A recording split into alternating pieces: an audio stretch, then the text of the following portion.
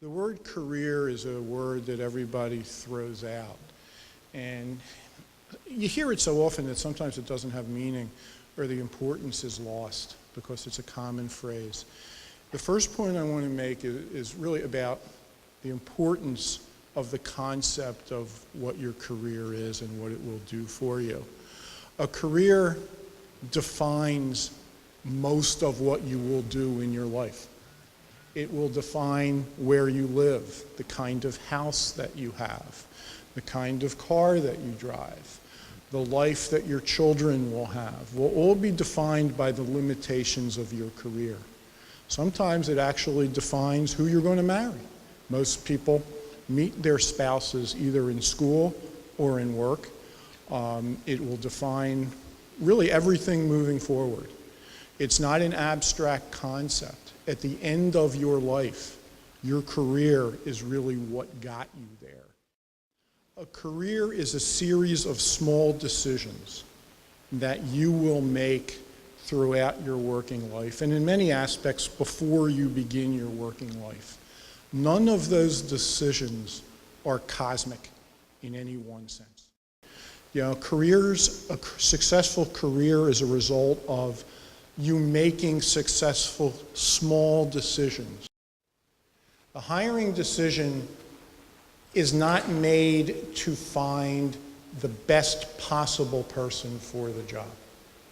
The hiring decision is usually intended to find the person with the least chance to fail.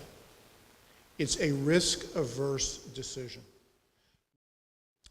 The easiest way to move into a managerial role and the easiest way to advance your career is to work for a growing company.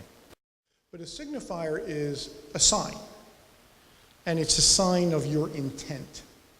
Somebody sees an MBA, and they are assuming that you went to get that MBA for a reason. And if that career, that job will provide you aligns with that, it's a good thing.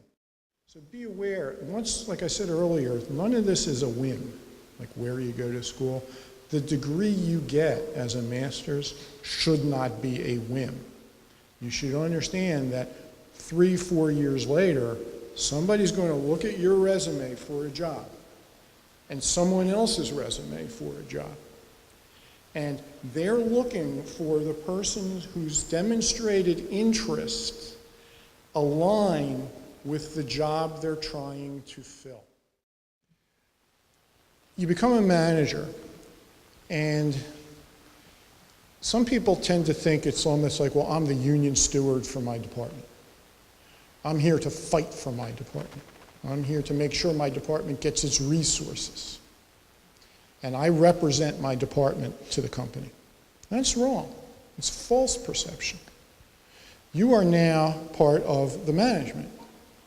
You represent the company to your department. It's a totally different perspective. It's a totally different job. I don't think it's likely to expect a company to take a newly minted MBA and make them a manager of professionals. You know, in other words, if I have a 5-person engineering department that ranges in age from 25 to 50 years old, which basically means some of these people have 20 or 25 years experience, I'm going to be very nervous about taking somebody at that junior level and putting them over that level of professional. The first reason is because that person's going to have a heck of a bullseye on their back.